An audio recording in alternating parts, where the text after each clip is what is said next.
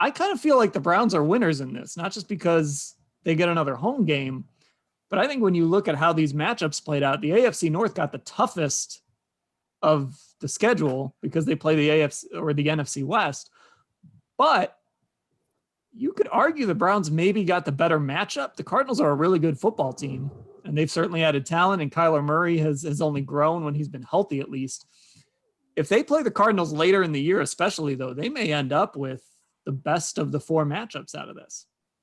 It will definitely be interesting because, the Cardinals will have J.J. Watt this year. They did not have him last year.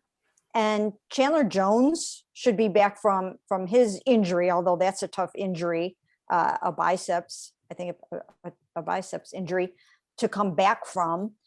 So if they have those 2 guys rushing off the edge, I think that could be quite the challenge.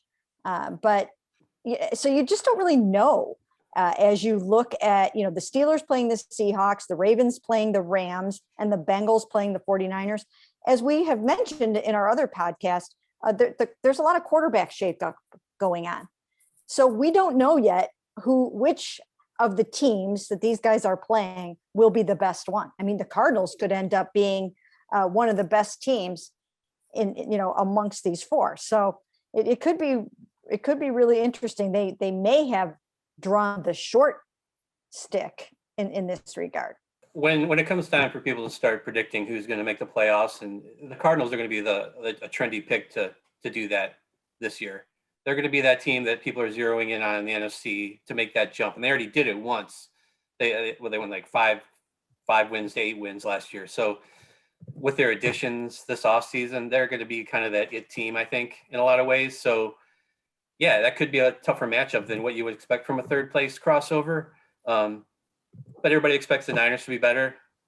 I mean, outside of whatever they're going to do at quarterback, and the Seahawks are just traditionally good at. Look, the Steelers and the Ravens already have the league's 2 strongest strength of schedules going into next season. So adding the Seahawks and the Rams, even if they aren't,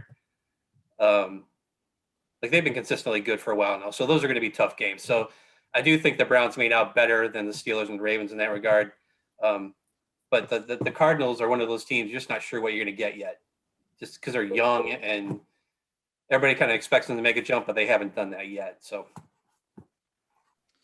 Yeah, I just look at it, and if I had to choose, it just speaks to how good the NFC West is. These are probably the 2 best divisions in football.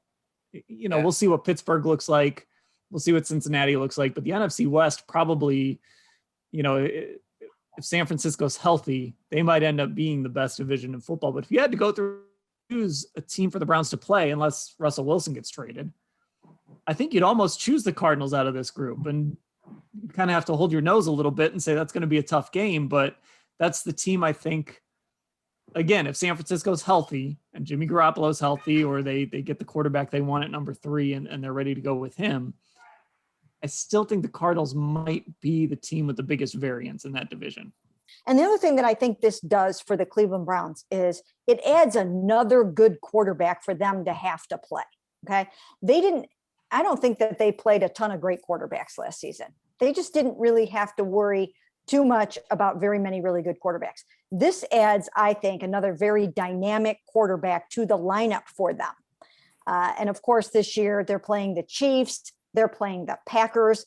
So they've got some good quarterbacks that they are playing, and a lot of unknown quarterbacks that they're also going to be facing that we don't know who it's going to be yet. But,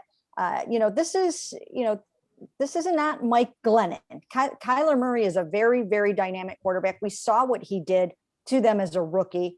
They didn't have much of a defense then, but I think that's a key. It's, they're going to have to come to play that game.